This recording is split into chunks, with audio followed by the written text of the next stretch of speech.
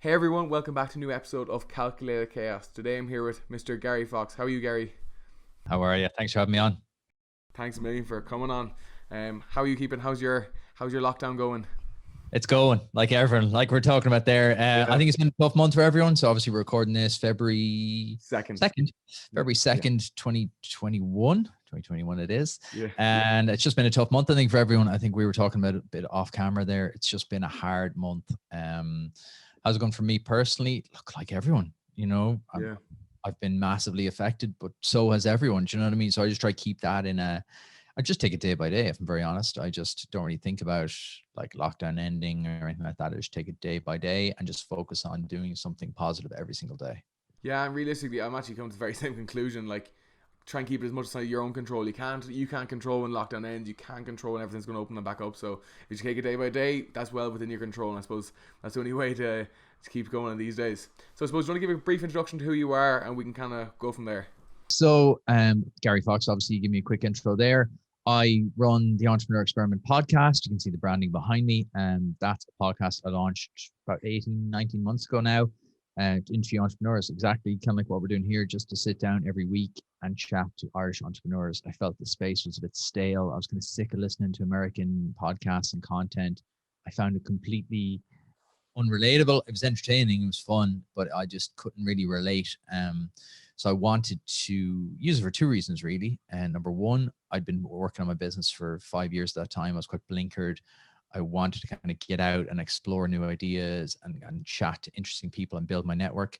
And also I felt that there was a gap in the entrepreneur space in Ireland. I think felt it was the same old voices talking every week. The same people were wheeled out, the same guys who'd been on Dragon's Den. The lads are just wheeled out every week. And I was like, lads, there's just thousands of unbelievable entrepreneurs Mm. in Ireland and talent and just crazy ideas and just interesting people. So I was like, yeah, I'm going to launch that. So I've been running that for the last 18, 19 months now. And then also simultaneously running HostButlers, which is an Airbnb management service in Dublin. And what that is that we manage Airbnbs for landlords. We do a full management package whereby we take the property off them, manage everything about their Airbnb experience from start to end. So we've been running that for nearly 6 years now. Phenomenal. So I suppose, where did you grow up? Where are you from originally? Or From Tip, from just outside Nina originally.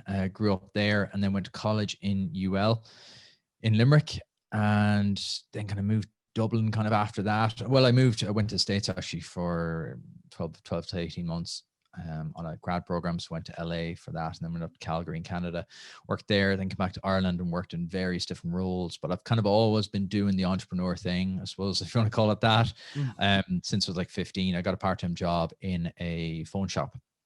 And that guy was just a born entrepreneur. He was just one of these people. It just is. He probably wouldn't have told you what an entrepreneur was, but he was just always, I don't want to use the word wheeler dealing, but like he was just always just in movement. Like we talked about momentum there a few minutes ago. He was always in momentum doing something. He was always seeing things other people weren't seeing. And this would have been back, I'll show my age now, but like this would have been back when the glory days of mobile phones were starting to roar. It was really popular. So from that, I started like just learning how to fix phones, and I'd do little nixers on the side. And from that, then I started doing the markets every Saturday and Sunday. I'd go up and I'd have a stall and I'd do repairs and unlocking and sales and all that kind of stuff. So that's where I started. And that's where I kind of got the first kind of jolt of the entrepreneur stuff going, this is kind of cool. I go out every weekend, have a big crack with the lads and make a good bit of money. And so, how were you as a student in school? Were what was your perception of school? How did you perform in school? Suppose it's a good question. I haven't been asked that actually. I suppose I'm exactly like how I am as an entrepreneur. I'm not like, I say this to my wife all the time, not the quickest, not the smartest, not the best, not the most intuitive, but I'm a worker. I'll just keep showing up every single day. And I think that was the same in school. I would have been classed as being good in school. Like I was quite good. Like I wasn't studious, but I did the work. Do you know what I mean? I had like I do the work, and then that'd be that. I wasn't like a genius, but I wasn't a dummy either. So somewhere in the middle, I just worked a lot at it. I started to enjoy everything else then more. Like I'd do the weekend job and then I'd work in the evenings as well. And I started kind of get that kind of bug on this is pretty cool. I enjoy this. But like I was decent in school. Yeah, it's not the usual entrepreneur story. I dropped out when I was 7. And with regards to your parents and stuff, were any of them entrepreneurs, or what were they doing? Yeah, that's an interesting one actually. A very typical Irish family. My mom was a nurse, my dad was a guard, and he was a sergeant. And he was, again, if times were different, as in if he grew up now, I think he would have been an entrepreneur straight away. I don't think he would have become a guard. I think just we live in very privileged times now that we've just endless opportunity. Like you can literally go do whatever you want now. Um, so I think, and he, in evenings and weekends as well, he was always doing something. He was always buying something, selling something, start Yeah. off with cars, then vans, then camper vans, and then just kind of organically he grew up this really great business around camper vans, buying and selling them initially. And now he actually runs a business where he converts vans to camper vans, handcrafted, take your van from an empty shell to a proper camper van. So that's probably where I saw a lot of it as well at home, between the two guys, between the entrepreneur who I worked for and at home, just seeing them kind of buying and selling, buying and selling. And we always used to go to the markets, and we always used to like be buying and selling stuff. I think this just came from that. So again, a lot of the entrepreneurs I talked to as well, they have a strong family influence about entrepreneurship and stuff at home. So that's probably where it came from as well. Yeah, no, you do find that with a lot of people I've spoken to, and like my dad's an entrepreneur 25 years as well. So I do like I feel like a lot of people my age anyway, they would, a lot of them don't have entrepreneurs as parents or are never really around entrepreneurs. They see entrepreneurs on Instagram, so it's the boats, the cars, the women. Whereas I think if you grew up with an entrepreneur, it's just long hours. Like dad doesn't say this, but he was the first one in the morning, last one out at night, every day for years. You know what I mean? It's just consistently hard work. So I suppose that's why I always kind of like to ask that. You have to see to know it. I think you've nailed it there. Unless entrepreneurship is one of those things, unless you see it in action, it's hard to figure out. It's hard because, not that there's any special sauce or anything, No. but there's something to it that you have to see it in action to kind of go, okay, that's actually pretty damn tough, because exactly what you said there. There's, oh my God, this is my Lamborghini, buy my course. And you're like, oh Christ, these guys, so it's cool and sexy at the minute, but that's why I like chatting to people like yourself and doing my own podcast, because I like showcasing people who are actually out there grafting, because I get like a lot of kind of like, pitches for the podcast. I'm like, nah, you're grand. Thanks though. I don't want people who are just flogging a book or a course or something. Course, no, and that's easy to do. That is easy to do, but like actually going out and doing it, execution is a completely different thing. So I suppose then, so in school, obviously you started going to the markets, you started kind of maybe the entrepreneurial twinge to you started to come out. You started to just kind of enjoy that. So what did you study in college? How was college for you? And then did you do anything else aside of kind of your coursework and stuff in a kind of entrepreneurial sense? Yeah, so I didn't know what I wanted to do in college, if I'm honest. I had no real idea. Even when I was in fifth year, I suppose 6 years, well, I was kind of like going, I don't know what I'm going to do, and I ended up doing business, because I was like, oh, I like doing business. It was very difficult decision. So I was like, yeah, I'm just going to do business. So I did business in UL, and it was absolutely unbelievable. It was the best time, because UL is just beside Nina, so a lot of my mates went there as well, and it was just literally living in a house with your best mates for 4 years. And UL is just an unbelievable college, like just everything about it, where it's based in terms of like you've your own little town effectively. So you're in like it's in Limerick City, but it's just out in Castroy. So you've your own little kind of environment and your own little bubble. And what I did there is, what I did was I just spun the markets into an actual shop in university. So I just went to the Student Union. I was like, do you want to rent me that desk?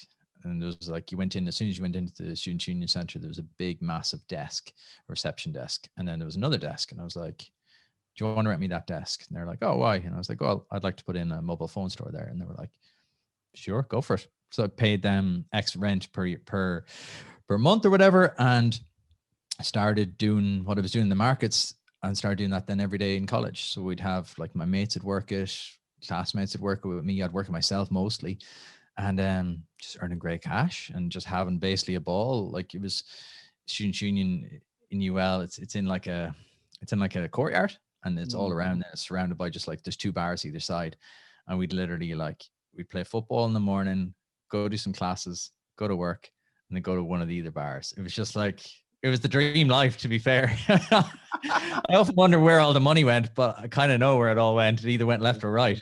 So it was great. Like, it was brilliant. And like, I just thought business was easy. If I'm very honest, I thought business was like, this is sweet. I just get paid really good money, go to college, play a lot of football, play a lot of Xbox. It was the dream life, you know? So it was great. I had an absolute ball in college. And so I just kept that going the whole way through. So I was always doing kind of something entrepreneurial. We still do the markets, and I still did bits of work with your man as well. So kind of was always doing something. And so obviously you really enjoy that time of your life and you had a lot of fun. And, you know, obviously because you're hard worker and you showed up every day, you know, that you would have been naturally good. But how much do you think business as a college course actually helped you in anything going forward? I know this is kind of easy. This is something you only answer now, but yeah, how much of your college course, how much of the coursework actually helped you in your practical day to day of running the business? Yeah. Very little. And someone asked me that recently. They were like, "Oh, would you go back and do business again?" I was like, "For what? For the crack? Yeah. For starting a business? Nah." Like, I'd probably, and I've advised a few people to do this. I was probably like, "You want to start a business? Okay. So does everyone." I'd probably go do law or accounting or something. If I wasn't really awful at accounting, I'd probably go and do something primary, as in like go get a specific skill, the equivalent of getting a trade, you know, being a carpenter or plumber. I'd probably go and do law or specialize in something really niche. And from that, then you can go and do business, because the only way to do business is do business. Start sole trader or limited company. All the courses in the world will not prepare you for that. I've lectured in colleges all across Ireland, and I try to get that message across. You have to start. You have to do it. Sitting in a classroom is not running a business. The only way to do it is to do it.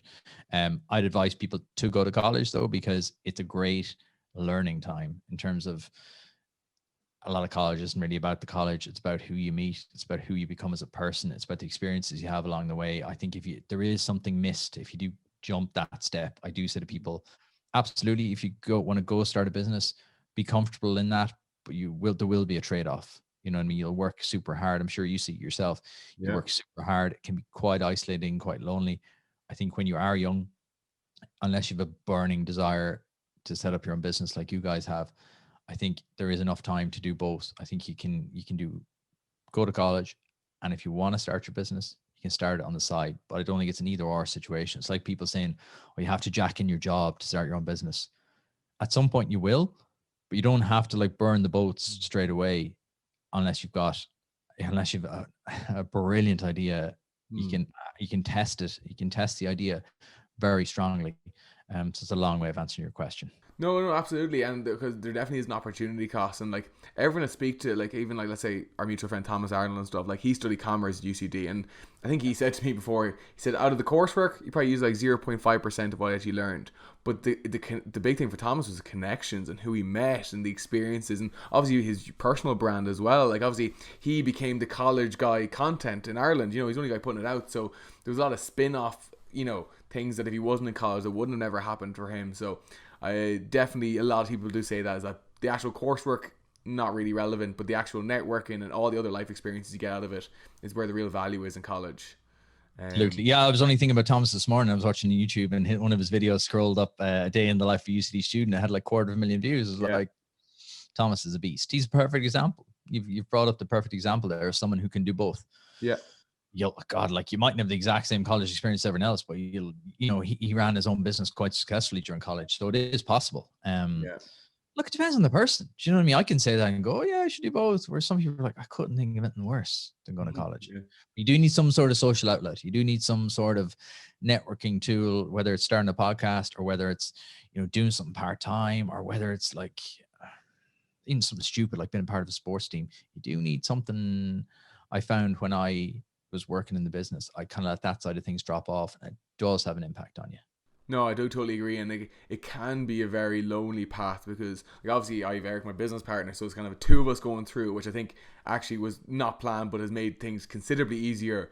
But I definitely do think that socially, now it is getting better. Obviously, like, we're both part of the Magnate Group, and then there's Jamie White was doing the Entrepreneurs Anonymous and all that crack. So it is getting a bit better, but I suppose you are right. I do think a social outlet and ensuring that you're still getting that part of your life and meeting new people and having those experiences, and not just working 7 days a week, 24 hours a day, because I think there is a lot more to life than that. You know what I mean? No, as much as I do enjoy it, but yeah. You need something to ground you. You need something Yeah. to ground you. Otherwise, you can miss out on a lot of opportunities that you probably should be looking at. You know, being a great business person is brilliant and all, but like you can often be doing, we were talking about this before we came on, you can often be working hard in the wrong places. So Yeah, no, definitely.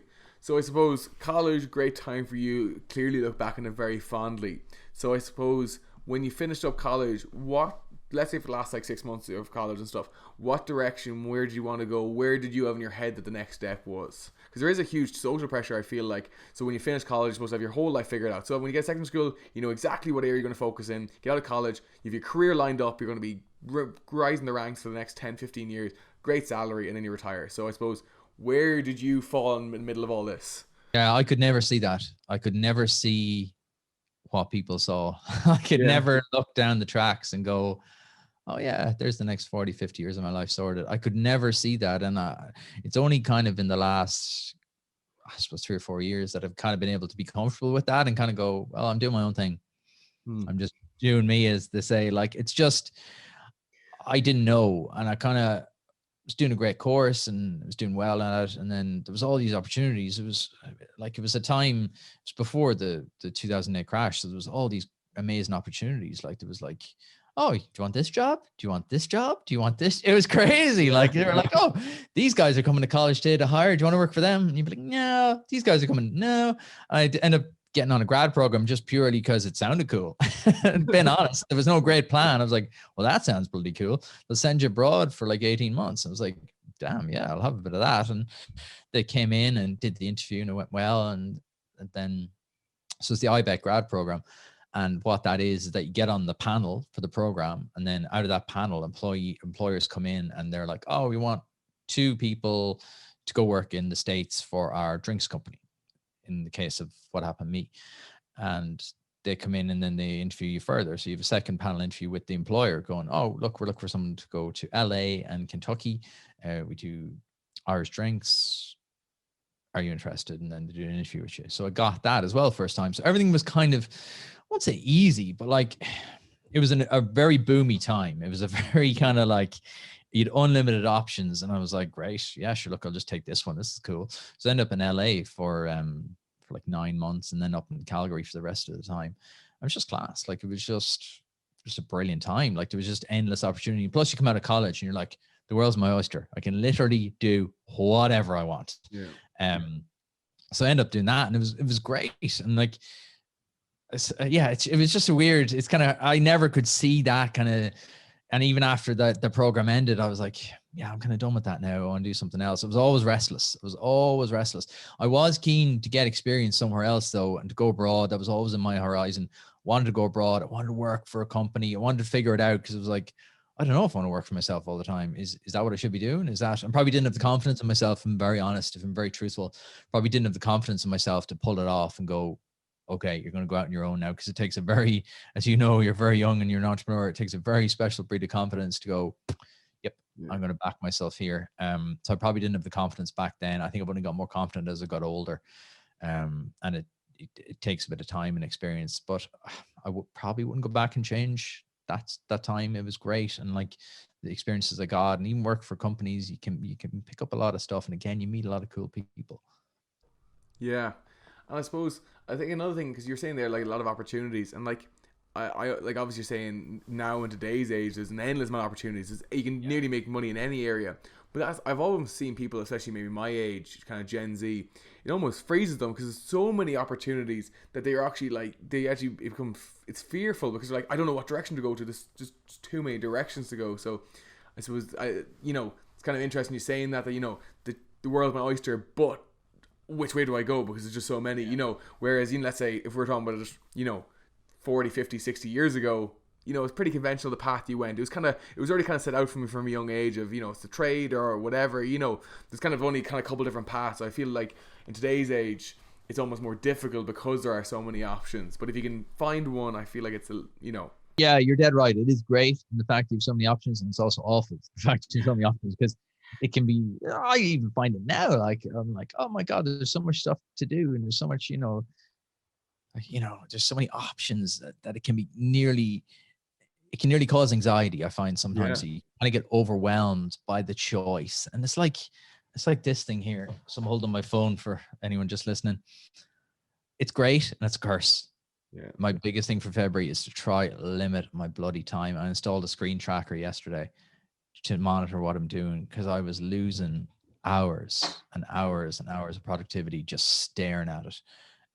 Because again, endless opportunity. You're only a click away from a cool YouTube video or a great podcast or a tweet or whatever. So like, yeah, it can be, you nearly have to have more discipline now these days, because you literally could spend weeks just cruising the internet looking for your next big thing, and everything is glitzy and shiny, and it seems like all you need to do is just invest in some stocks, some gains.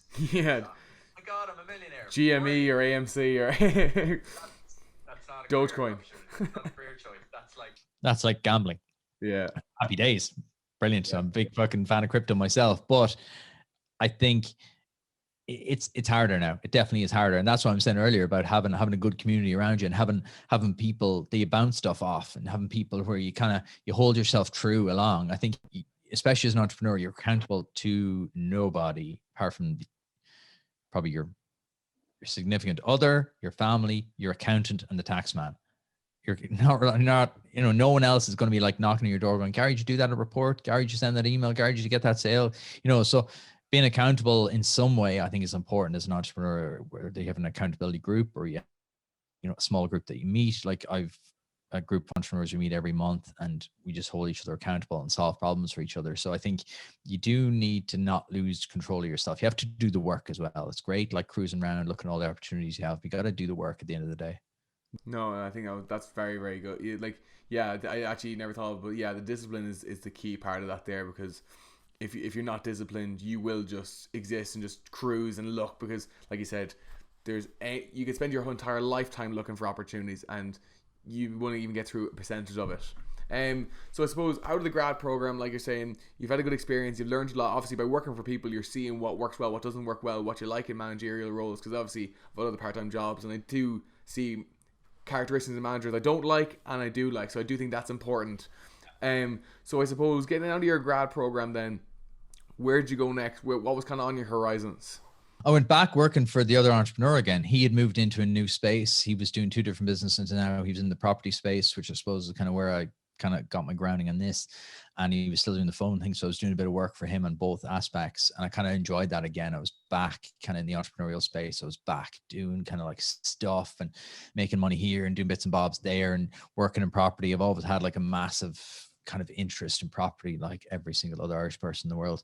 But I kind of always knew I'd be doing something in that space, whether it was like trying to invest or just always had a fascination with it. So I enjoyed working in property. So I worked in property then for a couple of years, kind of in the letting space, just kind of figuring all that out, looking at investments, kind of managing investments for people, and then just took a complete detour and like had like a quarter life crisis. I went back and did journalism in DIT and studied journalism masters in DIT, just as a total.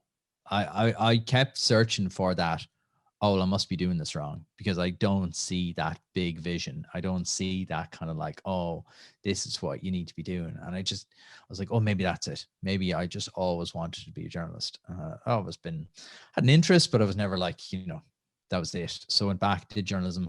And again, kind of like the entrepreneurial thing again, just curiosity brought me into this guy. Niall Carson came in.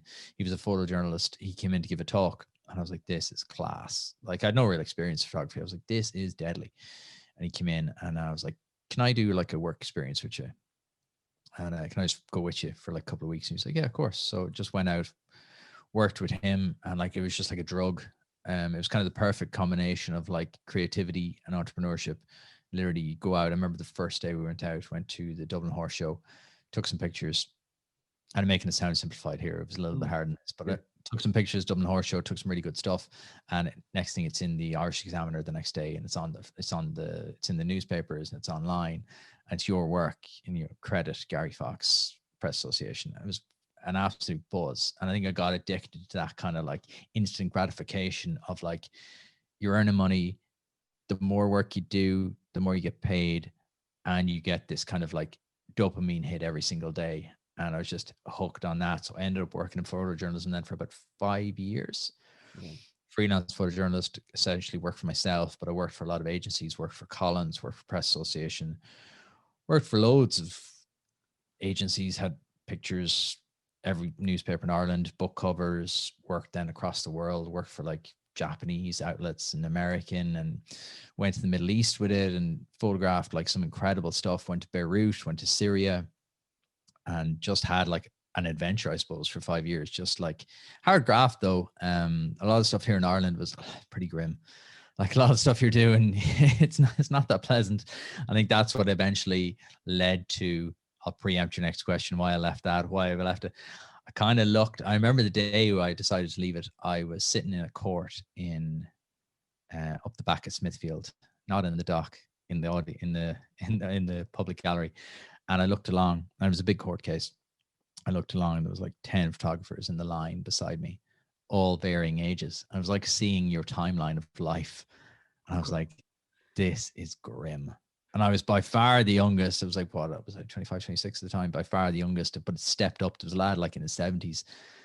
And I was like, Jesus, this is a bit grim. Like, and I chatted to like a mentor of mine in London. He's like, look, you either come to London, you start doing it here, or you just jack it in.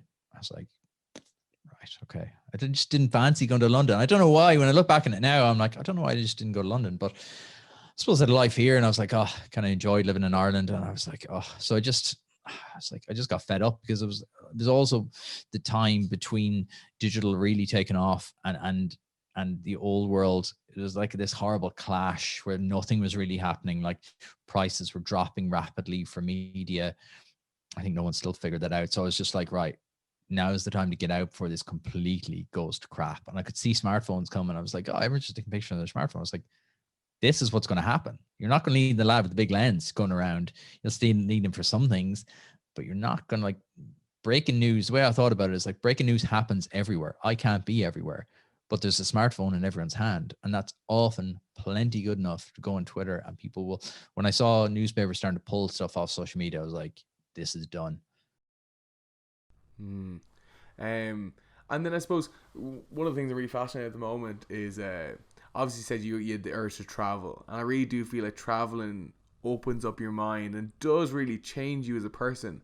What are the kind of things in hindsight looking back now that maybe you took with you after traveling the world, because you've seen a lot of different cultures, or what lessons have you implemented in your own life or your own perspective since having that few years of traveling? Cracking question. It's very deep. What have I implemented? I don't know. I think it just makes you more of an all-round person, if that's not too bland an answer, in terms of makes you more, I think, more tolerant in terms of, especially it's like when you go from your hometown to college. Oh, now I understand a bit more, and I've never met a person like that before, and never met a person that does this, and I never met a person of this religion or whatever. And it gets you, it broadens your mind. Jesus, cliche coming out the doors here, but it just opens your mind a little bit to stuff you've never seen before. And the more you experience, it's like anything in life, the more you experience, the more you understand, and the more you open your mind to stuff going, oh, well, I never thought of it that way. It's like doing the podcast. Every time I chat to a new entrepreneur, I'm like, oh, I never even thought of it that way. Mm-hmm. And it's just, I suppose it just gives you a bit of perspective on your own place in the world as well. Like, we all think we're great. We're all very important in our local town or whatever. And you're the king of Galway or whatever it is down there. But like, it kind of gives you a bit of kind of humility as well, in terms of, right, it's a massive world out there, and it's packed with opportunity. It's absolutely packed. And just because I've been doing it this way for a while, it doesn't mean I have to keep doing it that way. It just gives you, for me, it made me just more relaxed anyway, more kind of just like, a little bit more tolerant and a little bit more relaxed. Yeah, no, absolutely. And I totally agree. And I do plan on traveling more, because I really do think as a person, I also think everything you said there, I totally agree with. And I also think it makes you more empathetic, just because you understand people more, and you've seen more perspectives, you've met more people. And I feel like that just makes you just more open-minded. Like you said, opens your mind, which you said sounds cliche, but I do totally agree with it. It does open your mind, because the more you understand, and the more kind of inputs of scenarios and people you've had, the better you handle situations, I do think, and you can think knowledge in, knowledge out. Like it's just you're building your knowledge database of reference points of like, oh, it's in this situation, this happened. Oh, okay, well then I should give that person a break. I should be a little bit more tolerant. I was even just saying to my wife yesterday, just going through COVID and handling that has made me far more understanding of. Now I always think, well, what's going on behind the scenes for this person? What's going on, in their home life? What's going on we don't know what people are walking around with. Like we've all this like bubbly stuff on personal social media, and we're all this great person, and we're this guy and that guy. But everyone's got something going on. Everyone's got their own stuff going on, their own heartache or their own cross that are carrying around, or stuff that they're thinking about. Just because they're coming into work, there's other stuff parts of their life. So it's like that. I kind of think it makes you a bit more tolerant and a little bit more understanding of other people. Yeah, no, absolutely, totally agree with that. That was actually also is very interesting when you said you looked down the line of photographers and you just saw the different series of, if you continue down that path, you almost saw what the end looked like, and you're sitting in the exact same position. Maybe depends on the way you want to interpret it. I feel like that's a very interpretive situation, but that's, I say, very frightening at 25 as well, to kind of almost see yourself at 70, 75. So I suppose then, as you preempted the first question, so then you were there, you were like, I'm going to pack all this in. Happy enough. I've done this. Where's next? I wanted to understand digital. I was like, right, what do I do here? Like, I need to understand digital. So I started doing PR for a few people, started doing a little bit of stuff for colleges, started to understand PR, the digital landscape. I just needed a deeper understanding of it. I was like, right, I need to go and figure this out properly. So I went to DCU and did a master's in e-commerce up there, because it was just at the cusp. It was 2012, 2013, when things were just really starting to change. And I was like, right, I really need to figure this out, because I knew a little, but not a lot. I'd grown up a little bit digital savvy, and I was like, right, I need to figure this out, because there's going to be unbelievable opportunities here. Everything is going digital, everything. And it's just me. It may seem so obvious now, but I was like, the whole world is about to completely flip on its axis here, and I need to be figuring this out. So I went back, did a master's in DCU, unbelievable college again, like UL, incredible college, incredible teachers, incredible setup. Did the master's there, and as part of that, it was highly practical. That's why I wanted to go back and do it, because as part of that, you got to flesh out a business idea, and that was a big part of the reason for going back. I was like, right, I want to go back, but I also want to get that time to figure something out, to figure out a new idea, to get going here in the digital space. So I did that, and me and 3 classmates of mine ended up starting a company directly out of that. So we got funded and got a place on the NDRC Launchpad program directly out of college. So before we even finished up, we had gone into that. So that's where the next kind of step was. And what project was that? So it was a company called VideoScam. So it was a video marketplace for e-commerce companies. So basically what it would do is it would scan your website and would match every product you have with either a video review or a 360 tour or some sort of user generated video content about that product. Sounds great now, but it was probably 10 years too early. Yeah. Even if I launch it now, I'd be like, there's a lot of technical problems there, Gary, you haven't really thought about. But we were like, just gung-ho. It was kind of the first wave, I suppose, in Ireland of like tech startups. You can do anything, lads. So we were like, yeah, let's tackle the biggest problem there is. And we're like, video is going to be bloody huge. But you're like, even if you look at most e-commerce websites now, they're only starting to get that in now. They're only starting to do... No. Yeah, it's you start and you figure out, right, there's huge bandwidth issues there. Go back to 2012, 2011. Most people didn't have smartphones with like 4G, 5G. You had some people still on dial-up. Like we didn't. Right idea, wrong time. And we also completely shit the bed in every single possible way we could, in terms of made every single mistake, made every rookie error. Even though I'd been in business for years and I'd done loads of different businesses, it was a completely different beast. And we went into an accelerator program, drank our own Kool-Aid and drank the Kool-Aid of the program, whereby we were like getting all these advisors and people advising us to do this and that and the other. And we followed every single person blindly. And that was our fault, not theirs. They were only giving you advice based on their own experiences and what they thought you should do based on their experiences. But like, you've one person coming in going, guys, great idea. Yeah, you should be in this space here. And we'd be like, okay. And then, actually, lads, I had a thought about that. You know, you need to be over here. And we're like, okay. And we just continually spend our time just chasing down these blind alleys of like being all things to all people. We talked about this before we hit record. Yeah. It just been everything to everybody is nothing. You're nothing to nobody when you're trying to solve every single person's problem. You just end up in this abyss of just confusion where you're just not even sure yourself. I couldn't have even told you what we're doing ourselves. Remember, it was all built up to like pitch for investment. That's the whole thing. Oh, get your investment, lads, you'd be grand. So we just spent like half our day just building slide deck, meeting.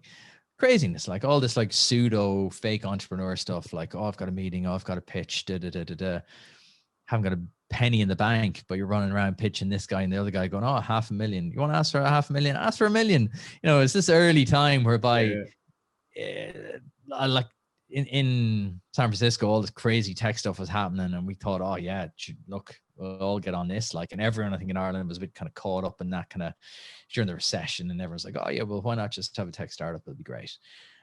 So we end up just burning through 2 years of our life and like a lot of money.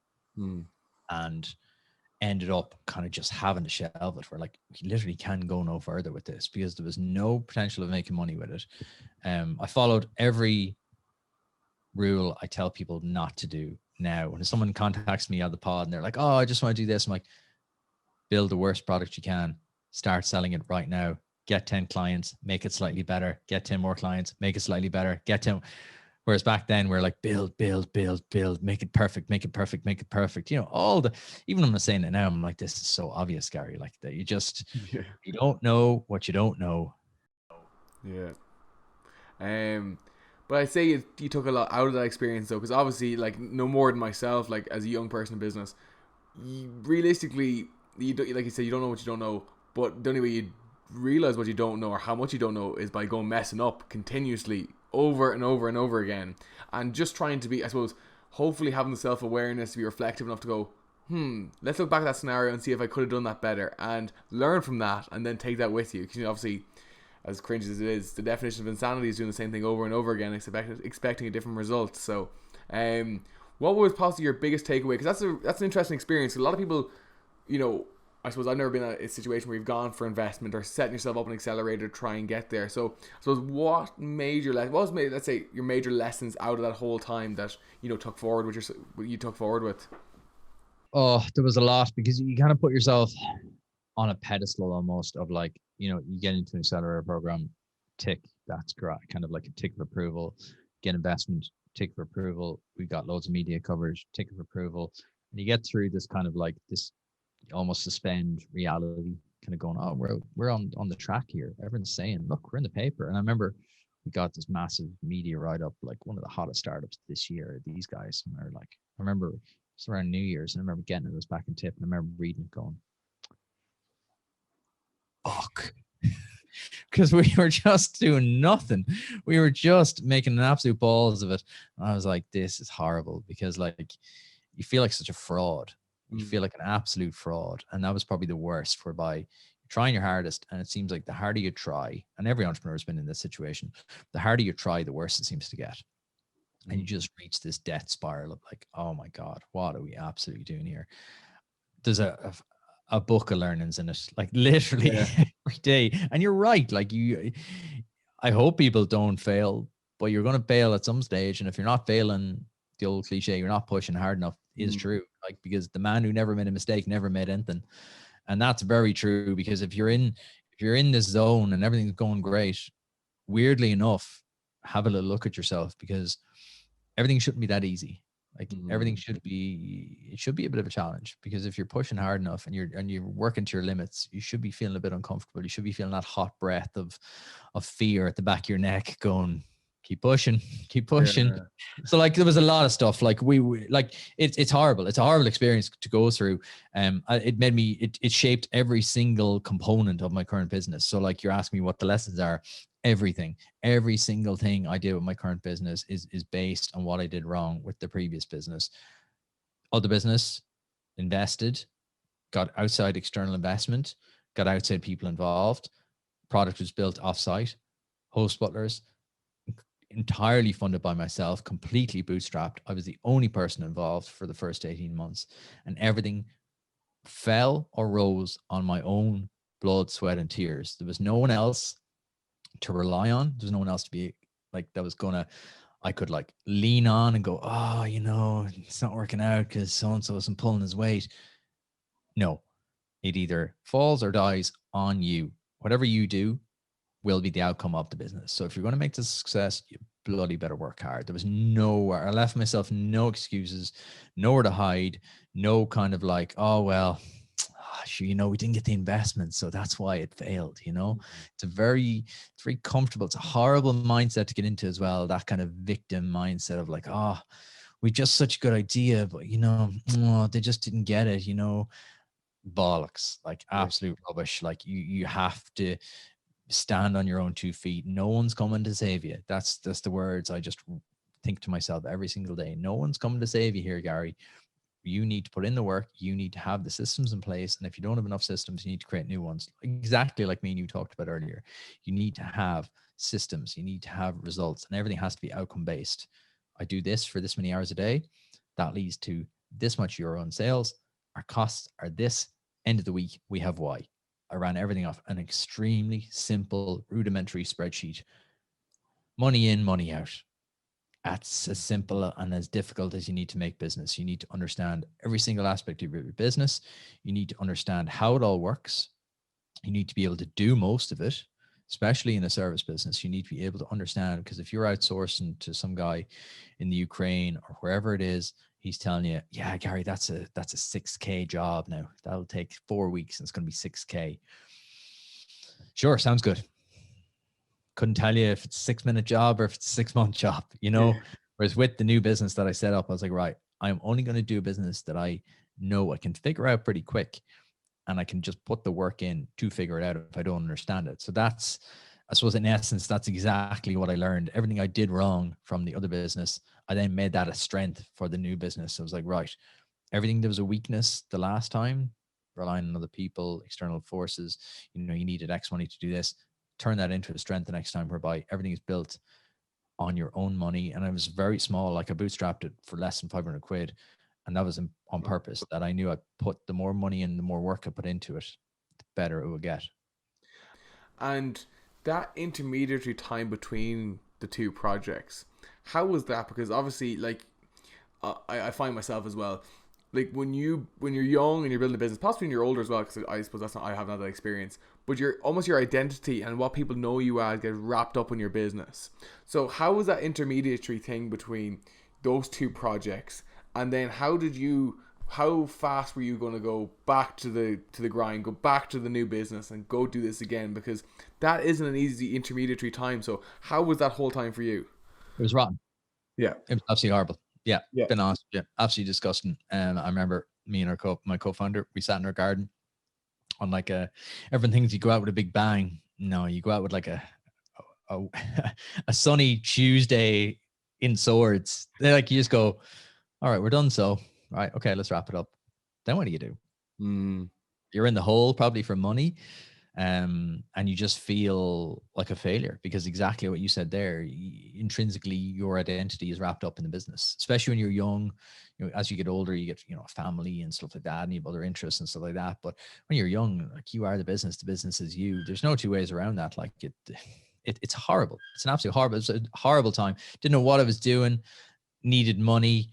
I was like, right, okay. Went back, got a job, worked in a tech firm for just shy of 2 years, doing ad sales for a big US multinational company in the tech space, and just rebuilt myself, really. Just kind of like got back to grips with not been burnt out, not been like ashamed, not been like kind of like just, I won't say depressed. Depressed is probably too strong a word on it, but just being very down.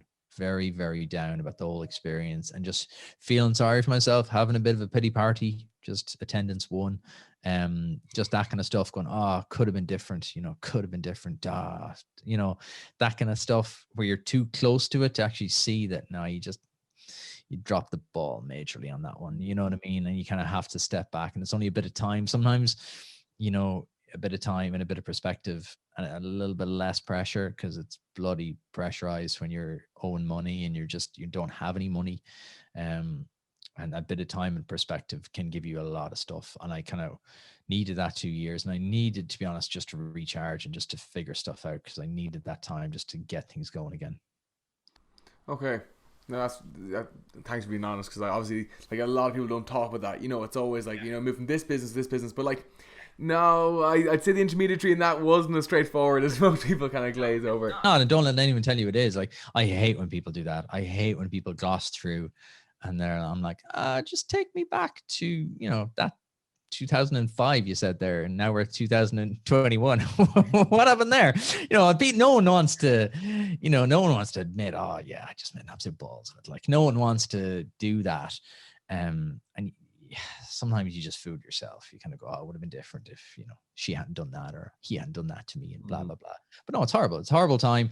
You just got to grit your teeth, get through it, and, you know, a bit of perspective and a bit of time. And what I said at the very start as well about having a good social circle around you, very important. Very important to have.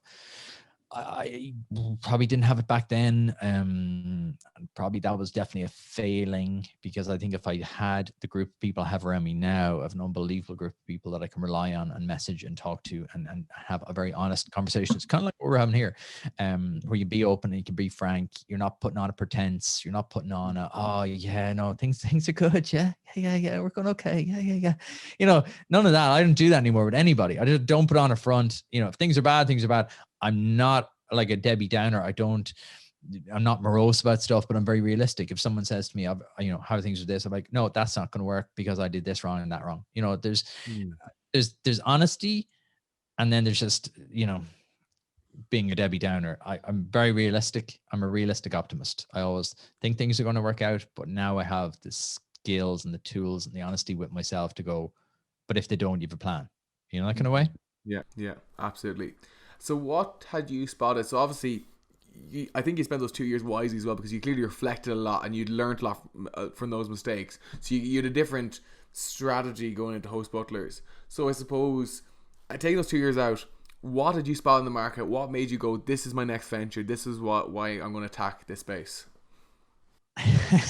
Honestly, Yeah. I just wanted to work for myself again. I wanted a business. It had so I had a couple of criteria, right? I wanted to work for myself, wanted to work on my own. I wanted something I could do without having the need for a coder or like a factory or like massive capital infrastructure investment. So I had a pretty clear criteria. And this goes back to what we talked about earlier in terms of too much opportunity, too much choice. If you've infinite choice, you'll never make a decision. You'll be crippled by procrastination and just won't make a decision. So I was like, right, they're the criteria. And they're pretty strict, really, when you think about it. Like, that narrows it down to more or less a service style business. And I wanted to be in the tech space still. I was like, right, just tech is changing everything, every single business. And I viewed it as an opportunity. I was like, right, I'm just like, I'm going to come in here with nothing, but I'm going to try catch the back of a wave, try catch the back of the tech wave, so that I can just ride it in, and that should overshoot me. A lot of people are already established in different businesses. So I was like, right, I kind of just kept looking. I literally worked at it, and I would have an ideas book. I would write down different ideas every single day. And I talk about this in the pod, and people probably think it's a bit silly, but like, it's like anything. How do you get better at the gym?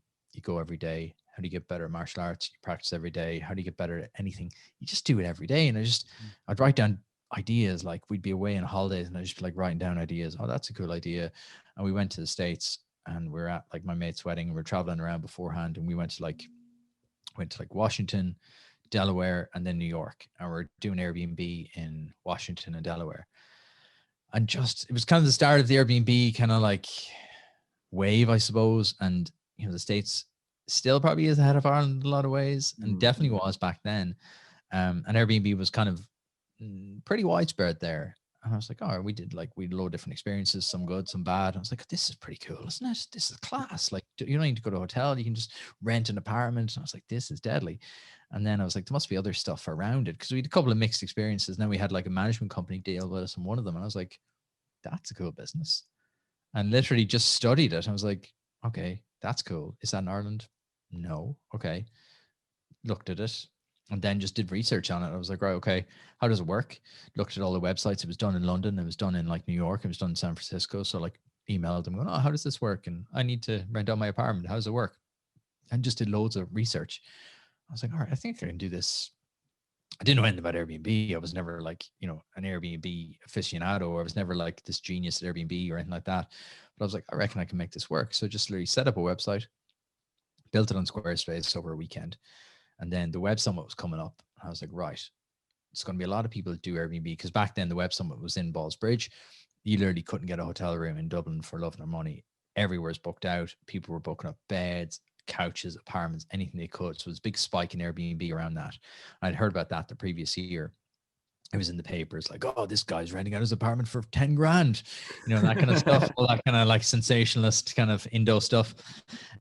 So that was happening. So I was like, you know what, I could jump on the back of this now. So I put up some Facebook ads, because my theory was that a lot of people are going to do Airbnb for the first time around the Web Summit, make some quick, easy cash, kind of get hooked on it, and then be like, this is a lot of work. Because it's a huge amount of work. It's great. It's a great way to make money, but it's a good bit of work too at the same time. So I was like, I bet I can piggyback on the back of this. And sure enough, that happened. I got my first client, Barry in Ranelagh. And from that, I just kind of grew it out. It was one of those ones, right idea, right time, just capitalized by executing on it very fast, put up the website, did some ads, got a few clients, just did it again, and just saying, just start. I didn't know what I was doing. I remember turning up on the first Saturday, and there was these people coming in, and I remember they were parking up, and I was sitting there with like croissants and like coffee and stuff ready to welcome them in. And I think I'd only been in the apartment once before. So it's like going around going, how the hell do you turn on the shower? That way. And, you know, I was there to, you know, just figure it out, like, because, you know, you make a few quid. Okay, this worked, that didn't work, and then you just go on. And that from that, I just got a few more. I don't want to make it sound simple. It wasn't as easy as that, but I got a few clients. I was like, right, okay, this definitely is working. How do I get more? So advertise a bit more, and then word of mouth. And once you get word of mouth, if you're doing anything good at all, word of mouth will be the secret sauce that will get you to the next level to pay a wage anyway. And from that, then you can pull other levers and do other tricks that we can talk about if you want. But that's kind of how I started. And once I got enough to like pay a wage, so like once, I think it was like, what did I have in my head? It was €1,000 a month I had in my head that I could pay myself a wage after all costs and tax and all that. Now, I didn't pay myself a wage for the first year. I just left it all in the business. But I knew just having that comfort of like, it's making money, there's a good margin there. Yeah, you can do this as a business. And then we just literally, I promoted it hard, got a lot of media coverage, and just basically worked like a dog. You know, there's no magic sauce to it really. In the early days, you get lucky, you pick the right idea at the right time, and then you work like a dog. Yeah. Wow. And then I suppose as you went along that, so like how many years ago now was this when you set it up? This is coming up on 6 years. Wow. Okay. And I suppose throughout that stint, was there at any point where you're like, because obviously as an entrepreneur, like it's almost like you see the opportunities here and there, and obviously you're still big on writing down ideas, keep fleshing out ideas. So at any point did you possibly look at diverge or hop off? Because I know obviously the first few years, and a business is tough. Run a business, build a business is tough. Is there any point where you kind of said, nah, maybe this isn't for me, maybe there's like a better opportunity over there? Because the grass is always greener on the other side. So I suppose, did you kind of say, this is the business I'm going to stick on, I'm going to focus everything on this? Or at any point did you contemplate possibly hopping off and looking at other opportunities? When I started HostButlers? Well, maybe the first like 2 years, let's say. No, No. absolutely not. 100% focus, because you have to be. Yeah. 100% focus, because I was going to make it work. Yeah. I was going to do whatever it took, because remember now, it's not long after the failure and the sting of the last one, and that stays with you. That feeling of just horrible uncomfortableness, that stays with you. So I was going to do whatever it took. And to be very honest, we were so busy, I didn't have time to do anything anything. Like I didn't get time to get distracted. I'd always look at other ideas. Always. You have to be. I'm obsessive about looking at new ideas. Like that's why I do an idea podcast on a Monday, because it just scratches my itch. I'm just obsessive about learning. But you have to be looking, because especially if you're doing something in the tech sector, it's a bit new. I was obsessive about Airbnb rivals, stuff for Airbnb, property trends, anything that was evolving, because it's such a fast space. But at no stage did I ever think of starting something new or hopping off, because it was like, in the first 2 years in the business, you should be so busy that you just literally cannot think of anything else. And you should really want to be making it work, because if you're fully committed, and you have to be, if you're going to make a business work to a decent level, you have to be so committed that nothing distracts you. Because the minute you start kind of like looking over there going, oh, that'd be cool, wouldn't it? Or looking over there, oh, that'd be cool. Like in the first 2 years, you shouldn't have the time to do that. Right. And I suppose then as you went along then, so I suppose that this is in the last 6 years, what have you done any other projects since then? So obviously once it's established, you got it up and running. Is there anything else that you've done in the intermediate tree to kind of scratch that itch and, explore in other areas? Um, Not until starting the podcast. Yeah. Not until that, because to be honest, we were so busy, and running a business like that, it's a bloody hard business. Like it's a 24/7. Like literally, I had PTSD for the first 6 months of lockdown, because every time the phone would ring, I'd be like, "Oh, what's the problem? What's the problem? Oh, someone's locked out. Someone's." It's the stress levels were so high. And it was only when I got some really good people working with me did I finally start to relax and have a bit of a life and have a bit of a balance. And I talk about this all the time now. You have to have a bit of balance. You have to have a bit of this. You have to have a bit of that. That's because I have that now. Whereas like 6 years ago, I was doing all the kind of cliched stuff. Now, sometimes you have to. I think in any business, if you're not grinding it out for the first 2 years, you're probably not in the right business. You're probably looking at it the wrong way, or you need to tweak the business. You need to do something, because you should be wanting to make money and you should be wanting to make it a success. Because for the first, I suppose, 4 years, maybe 3.5 years, I was all consumed. Like it was only kind of when I got good people working with me and good processes in place, and it was only then that I was able to kind of look away and kind of go, oh, I'd like to start expanding my community a bit more. I'd like to start growing a bit more again, because I kind of had reached a point where I was just a bit stale. I suppose I needed to scratch that itch in a tangible way, and I needed to start looking at other projects and looking at other things. Because for the first 4 years, we were just sprinting as hard as we could to establish a foothold, to become the number one player in Dublin, which we became, and then to fight off a lot of competition. So it's a very competitive space. Well, it was. And there was a lot of people set up against me, went bust. Set up against me, tried to buy me out. Set up against me, went bust. Like they're constantly fighting battles in terms of, grabbing market share. And like we were riding the crest of a wave, to be very honest. Like we really had grabbed like lightning in a bottle, and we were literally adding clients every single day, growing up to like 75 properties in Dublin, and like a massive kind of like workload. So like there was no real time. So it was only when I got great people that I was able to kind of go, okay, now I'm going to do a podcast, and now I'm going to start having a bit more balance. And we got married and did all that kind of stuff. So it was only then that I was able to kind of go, right, I need a bit of balance here. Yeah. And it's funny, because you actually alluded to that, is a lot of people who have quote unquote made it or have built a successful business, they look back and go, balance is really important. But then you go, so what did you do?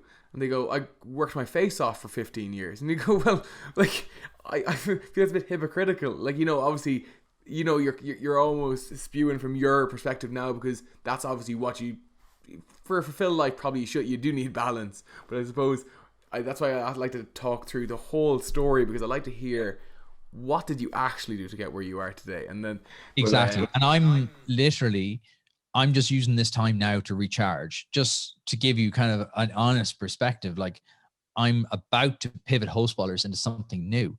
And I'm honestly using these days to just recharge my batteries, because I know I'm going to go at it like a dog again for 2 years. because there's no way around it, right? There's no secret sauce. And you can have, like, I will approach it a bit different this time in terms of I will try to have a bit more self-awareness and try have a bit more less pressure, but it's only possible to a certain extent. Do you know what I mean? Like, if you're the only one working in the business, there is going to be a balance there. There's a price to be paid. Like, you have to pay the price, and there is a price to be paid. I probably do it in a bit of a more clever way in terms of I have established processes from day one, even if it's just me in the business. And we talked about this already. I'd established processes because so much of the last business was in my head until I got high grade people, and then they helped me build out processes. So like, I'll take all the learnings. It's like anything, you stack things on top of each other. So the first business, okay, what to learn there? Okay, I learned a lot of stuff to do wrong. Okay, stack it on top. This one, I learned a lot of stuff to do wrong, but I also learned a lot of stuff I did really well. And I'm going to take those and just layer them on top and on top and on top. So like, yes, you do need balance in your life if you don't want to be a horrible human being, but you do have to work hard. There's no shortcut to it. I found anyway, apart from buying Bitcoin 10 years ago and just holding it till now, I haven't found a shortcut. Yeah, we'll get into personal finance as well, because I'm actually really interested in that space at the moment. And I suppose, so obviously you're saying about scratching your itch and talking to these other entrepreneurs. How has that process been, like, building the podcast out? Because obviously, you're very well renowned podcast in Ireland now in the business space. Yeah, it's been great. It's been absolutely brilliant. Honest to God, it's been brilliant. I've loved it. I've absolutely loved it. Again, it's a lot of work though. Like, it's a lot of work. Like, there's a lot of work that goes into it. There's a lot of work. Like, it's not easy. And I think a lot of people, especially, I think I've picked the two industries everything's easy, podcasting and entrepreneurship. Like, it just looks easy from the outside. Like, it's just, yeah, it's been class. Like, to be honest, man, I've loved every minute of it. Like, it's a fun journey. Like, obviously you're doing it as well, so you know how fun it is. Like, it's a great way of meeting people. Like, I wouldn't be sitting in front of you having this chat with you right now if I wasn't doing a podcast. You know what I mean? It puts you in front of a lot of people. It gets you connected to a lot of people. And I think it does something. There's something about telling your own story that, and I believe passionately, I sent this to a friend of mine this morning. He was talking about starting his own podcast. I was like, I think in the next 5 to 10 years, it'll be so obvious to businesses that they need a media arm. I think media itself is very difficult. We talked about this as well. Very difficult to make good cash out of a media business. But layered on top of an existing business, or layered on top of a business that does something else, I think it's really the secret sauce. And that's why I've been working so hard at becoming good at doing content, at speaking, at doing podcasts, at doing YouTube, at writing marketing emails, and projecting what I think. And it helps you, your own thought process as well, because you can't just like shoot your mouth off, because like people are like sometimes people say stuff to me going, oh yeah, how's that thing going? I'm like, the what now? That thing you talked about in episode 72. I'm like, oh yeah, going all right, thanks. Because like, you have to follow through, and it's made me very conscious of what I'm saying, and be a man of your word. And if you say something, do it. Now, I often fly kites that I've no intention of doing. I just want to see if people react. But in the main, it makes you hold your story true, because you can't be like, oh yeah, I'm really pro this, and then next week you're like, oh no, I can't stand that stuff. Just, you have to, I think there's a huge value in that. There's a huge value in learning how to tell your story, because people love stories. People react to businesses. Like, look, we're in Gym and Coffee there. I love their story. They have a brilliant story. They're probably one of the best companies in Ireland I look to. If someone says to me, oh, how do I do marketing? I'm like, go look at Gym and Coffee. Look what they've done in terms of building a community around their brand. Incredible. Yeah, no, absolutely. And they have done a phenomenal job. Like, even I was talking to someone there in the last week, and they were like, the story of Gym and Coffee, it's phenomenal. Like, and they told me the story. They actually spouted the story of Gym and Coffee, and they've no affiliation at all. It was actually mad, because obviously I've seen their stuff online, and their stuff is phenomenal. And it was really interesting for someone actually going out of their way to tell me their story, because they liked it so much, and they like wearing their clothes and everything. And that's when you know. As well. That's the other example I use. Gymshark. That guy is worth north of, I think, 800 million. Yeah. Yeah. But yet Except for 800 million. Yeah. he's got a YouTube channel. Yeah. He does podcasts all the time. He does social media every day. That's not for the crack. Like, he's No. not just doing that because it's good fun. Doing YouTube, doing podcasts is hard, but he's telling his story. He's able to now reference back every video you watch of him. There's videos of him from 2012, 2013, 2014, 2015, 2016, charting the journey of the whole Gymshark process. And people are bought into that. People buy into stories. So I think being able to do a podcast and being able to, I talk to some entrepreneurs, unbelievably accomplished, very poor about telling their story. Very poor. I'm like, my God, I could sit where you're sitting and tell your story better. That's not good. Do you know what I mean? So I think there's a huge value in being able to tell your story and to be able to communicate with people well. And I think in the next 5 to 10 years, that's going to become an incredible talent. Yeah, no, absolutely. And I actually only saw something on Instagram the last day about, and someone was like, if you're building your business, document it and build it as a story. Like, learn how to tell the story. Because, like, no more than, let's say, Devin goes in for investor meetings and has to tell the story of his brand to get people to buy into his business to give him money.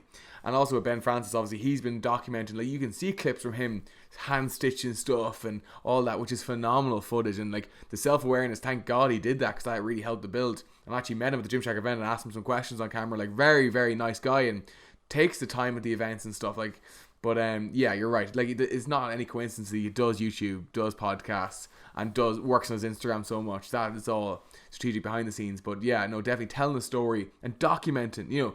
I really like what Gary Vee's big on. Like, especially as a younger person. I actually met Tom Billieu in Australia early last year, and I was like, how do you get bigger and bigger guests? And he went, don't put yourself on a pedestal, especially as a young person. Just document. And Gary Vee's big on that as well. Just keep telling the story, put it out there, putting it out there. And one day if you make it, well, then at least the whole thing's out there, and then you can tell your story.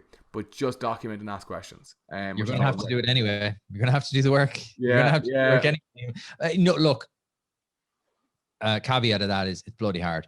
It's very hard to be transparent. It's very hard to be very open, because sometimes there's an element of people who aren't very pro what you're doing. Yeah. So you have to have a bit of a thick skin as well. I do it like no one's listening. Been very honest. That's my little cheat. I do it like me. It's just me and you chatting. I don't really think about thousands of people listening to this in a month or whenever else it goes out. I just talk to you like we're having a chat. And that's what I said to all my guests. I'm like, look, I don't really think about this as like, don't get nervous. Don't think about this as like loads of people listening. Just tell me your story. Yeah, that's a really good way of putting it, actually. I'll be stealing that. but okay, no, that's perfect. And I suppose I want to have a couple of fire questions now as well, because I'm kind of just areas I'm curious in. So I suppose one train I'm on at the moment is big personal finance train, and the investments, and there's crypto and the stocks and there's ETFs, and where to trade, what platforms to use. You know what I mean? So I suppose, what's your opinion? What are you up to? When did you start taking personal finance seriously? Because obviously you have been aware of it because you bought into crypto 10 years ago, or Bitcoin 10 years ago. I wish I had. No, it's only 5 years ago. I wish it was 10 years ago. My God, I don't think I'll be sitting there chatting to you, if I'm very honest. I think fair enough. somewhere. Don't think that personally. I won't be chatting to anybody. Yeah. My mansion. What do I do? Yeah, look, I started very late. So if you're starting at 19, you're already way ahead of the game. I started investing in property very early, probably too early. I bought, like, my first property when I was 23. So from that point of view, I did start early. I suppose back then there wasn't the accessibility. To be honest, it's only in the last 3 to 4 years that it's become very accessible. You've got Coinbase, you've got DeGiro. For anyone not familiar with them, Coinbase, you can go and buy crypto. DeGiro, you can go and buy shares. You can go buy ETFs from like your laptop. Whereas back then you would have had to get a broker and broker fees, and it was just so intangible, and it was only for rich people. So it's only kind of in the last, I suppose, 5 years that I've started properly taking it seriously and doing kind of a rounded investment strategy. Whereas before it was just like property, and that was it. And it's a big one. That's like, to get up to your first property is a big hurdle, and then to get to your second, well, geez, that's 10 times harder. So it's only the last 5 years. And what I've started to do then is just take a kind of a rounded view of it, a very simplistic view. I don't trade. I don't really do anything like that in nature. I buy things and I hold them. That's as simple as it is. I avoid all the biases and all my own bad temptations of like buying to flip and buying, oh, I think this is going to bounce on their earnings call or going to come next week. And look, loads of people are making great money off that. It's just not for me in terms of I don't really have the financial acumen. I don't have the risk appetite for that. I just think to do that well, you have to be moving massive amounts of capital. And if you're moving massive amounts of capital, you have to know what you're doing. I think those two don't really go together. As in, like, if you're starting to trade, you don't really know what you're doing and you don't have massive amounts of capital. And if you do and you make the wrong trade, you're in big trouble. So I just take a very rounded view. So about 5 years ago, a mate of mine got me into crypto. So I've been kind of like slowly just building the position on that for the last 5 years. And again, there's nothing special. I put X amount of euro into it every single month, and I execute on whatever that is, whether it's Ethereum or whether it's Bitcoin. And then same with shares. I put X amount of money into them every single month. And that's the key. It's just consistency. Sorry to be boring here. The answer is consistency. It's consistency over a long period of time and just fighting your own bad impulses to cash out or to try beat the market or try be clever or try be that guy. Just so you can go on Twitter and go, I cashed out at 600% on Tesla. See you later, suckers. And then it's up like 1200% 6 months later. And you're like, oh shit. Yeah. So I try to just I buy stuff that I believe in. So I buy brands and companies that I believe in or that I use. Very basic stuff, stuff that we all know, companies that are, I invest in a lot of tech because obviously in the tech space. And then in terms of crypto, again, just buy that every month. And then in terms of property, I've built up kind of like a small portfolio over the last kind of like 10 to 15 years and just a little bit every month, just servicing the mortgages and servicing the bills on those. And then I suppose, how are you from, like, obviously the big thing, the buzzword at the moment is multiple sources of income. It's this, that, I have 10 sources of income. What's your stance on that? What's your stance on, build another source of income? Because obviously you have a couple, you've listed a couple there. What's your opinion on it? What's your kind of thought process on that? Yeah, I think a lot of people use it as clickbait for great YouTube thumbnails and great YouTube and great podcast thumbnails. Do I have multiple sources of income? I suppose. Like, none of them are keeping me rich or making me rich. And I should say, never mind keeping me rich. But like, you know what I mean? Oh, like I could go make a YouTube video now going, oh, I've got 5 sources of income, my business, my properties, my crypto, my shares, but not really. Like I think, again, it's only when you get right up the top level that you actually have them spitting you out a couple of grand, 2, 3, 4, 5, 6 grand a month. And that time will come eventually from dividends and from returns and from all that kind of stuff. But like my crypto, I'm not cashing that out anytime soon. Shares, I'm not cashing them out anytime soon. Property, I'm not cashing that out anytime soon. So like, while they are generating money, they're servicing bills in terms of the properties are paying mortgages and stuff like that. So it's an absolute no-brainer in terms of you have to have multiple revenue streams, because as an entrepreneur, if your business goes down, look at COVID. This is a perfect design to be having that example. We've all lost our main source of income. Like every entrepreneur, not everyone, sorry, but like 80% of entrepreneurs are now doing what we're doing. We're sitting at home trying to run our business from home. I'm in the tourism space. Not many people going on their hollybops at the minute. So therefore, my main source of income is gonzoed. So you do need multiple sources of income. My only caveat to that would be just don't do that by hurting your main source of income. Do you know what I mean? Don't be constantly chasing the fatted calf of like, oh, I'm going to do an online course now, and then I'm going to do a YouTube channel, and I'm going to become a delivery driver, and then I'm going to become this, I'm going to become that. Have loads of investments going on. Start early, start small, put in a certain amount a month, every single month, let that compound, and you will have multiple sources of income. I just think it's very difficult to ride 2 horses with 1 arse, to use the old phrase. You can't be like, look at me with the business. I couldn't have been running 2 businesses parallel. Do you know what I mean? It's very difficult to do 2 things very well. There's very few, with the exception of Elon, who kind of ruins it for the rest of us, very few people that can run. You know what I mean? You have the Square guy, Jack Dorsey. It's very, very few businesses that you can run well, especially at the start. Now, as you get older, you are able to put management levels in place. You are able to put people in place because you know how to manage them and you know what processes to build. But at the start, be very careful about diverting your attention into 10 different areas, because literally there's only so many hours in the day, and you only have so much limited brain power in a day. I think of my energy as units. So I think of like, right, let's say today I have 100 units. You know, you can't keep burning 120 every single day, because you just, again, you're going to be in that horrible place of just doing everything really poorly. And I suppose just wrapping up, there's only two questions left. I suppose if you were to speak to your 18-year-old self, starting it all again, and you're going to tell him one piece of advice, what would it be? I asked that question and I don't have a great answer. What would the answer be? Don't be afraid. Don't be afraid. It's not going to be as hard. It's not going to be as bad as you think. It'll be as hard as you think, but it won't be as bad as you think. Fear holds us back from doing so much good stuff.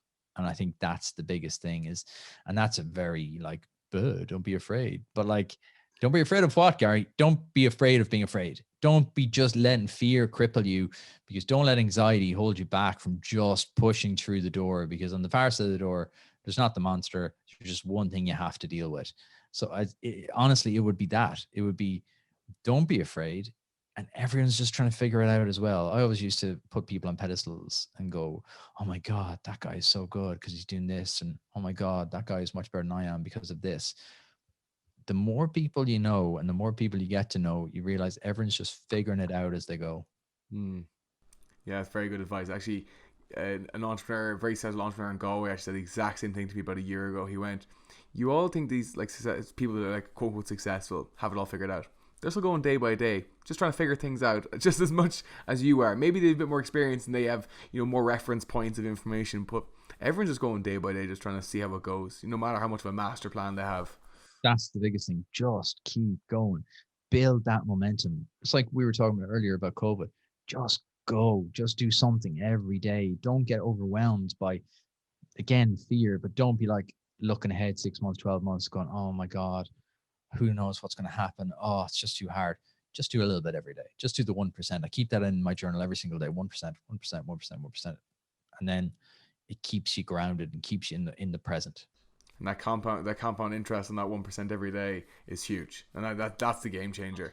Monstrous. I wish I'd figured that out when I was your age, because it changes everything, and it's very hard to figure that out when you're young, because you're so eager and you have so much energy and you're so full of enthusiasm and you want everything to push now. I had no patience when I was younger, zero. I have a little bit more, not massive amounts more now, but you just want everything now. I think it's the curse of the entrepreneur as well. You want to be moving, you want to be pushing it as hard as you can. I just wish I could just have tethered that a little bit with it's going to be grand, okay? Just keep doing a little bit every day. So I suppose final thing, what's the future looking like? So obviously you said you're keeping the momentum going, you're still working throughout COVID. What is the next year looking like? And like maybe you can preface it as a year from whenever lockdowns kind of back off, because obviously we don't know how long that's going to keep going for. So 2026, what does that look like? Hopefully not. No, honestly, I think this year is going to be a year of kind of flux for a lot of people. I think it's a year just to keep the head down. I think it's a year of just, again, the old cliche, keep going, do your 1% every day. Don't get overwhelmed. Don't watch the news. Don't read all the doom. Just keep going yourself. Have your whiteboards, have your 12-month plan, be flexible. I think that's the key thing, is to be flexible, have clear goals, but be flexible within them to be able to just pivot around and kind of go, oh, need to sidestep that one because that's not going to happen. Perfect case example is we're pivoting HostButlers now into becoming a more of a, what would the word be? We're going to own our own stuff. Essentially, we're going to own our own units. We're going to own our own properties. So that's going to be the big spin for us. Obviously, it's going to be in the hospitality space as well. Now, obviously, I had planned and hoped that would be open for the weekend of Paddy's. Obviously, that's not going to happen now because COVID. So I'm not changing my plan. I'm just elongating it. So like we're building what we're building at the minute. I can't say exactly what it is yet because we'll do a big launch when it's coming up, but we'll have this very unique hospitality offering in Ireland. It won't have been done in Ireland before. And from that brings its own challenges then of COVID in terms of, okay, well, if people can't go on their holidays this year, how am I going to change that? Well, I can use that time to build out these units and make them absolutely special and make them absolutely perfect as they can be, so that the world will return to normal. Like, we will get through this. There will be time when it'll just explode out, and there'll be this pent up demand of, like, people want to go on holidays again. People want to do stuff again. People want to go out. People want to go here. You know, there will be that massive rush. So as long as you don't stop, because if you stop now, it's very hard to get going again. So I'm just literally keeping going for this year, not letting my impatience kind of go, come on, just do it, and not getting disheartened either, and kind of going, right, okay, just keep working, control the controllables, focus on building out the podcast, focus on, because the other stuff is it's in a factory at home in Tip at the minute. So like, I can't go down and build that myself. So just let that go, let that kind of build at its own pace. And then when the world opens back up again, you're in the perfect position to then capitalize on that. You haven't given up, and you've still got that bit of momentum. Phenomenal. Thank you so much for your time, Gary. This has been a phenomenal conversation. I've really, really enjoyed it. Thank you very much for your time. Daragh, thank you very much for having me on. I really enjoyed it. Yeah, and do you want to just plug your socials? Obviously, it'll all be linked down below as well, but do you want to just kind of just direct people to where they can find out more about yourself? Yeah, perfect. So it's pretty easy. Just go to Mr. Gary Fox anywhere. MrGaryFox anywhere, and like Instagram. Go to GaryFox.com and MrGaryFox.com, and from there you can listen to the podcast. You can join. We just launched an exclusive members community for listeners of the podcast that can go and join that. And you'll get me in any socials. I always say to people, reach out. All my socials are available in public, so come connect with me, and if I can help you out at all, I will. Great. Thank you so much for your time. Thank you everyone listening. If you did enjoy it, like, subscribe, and we will see you next week. Good night, Relive.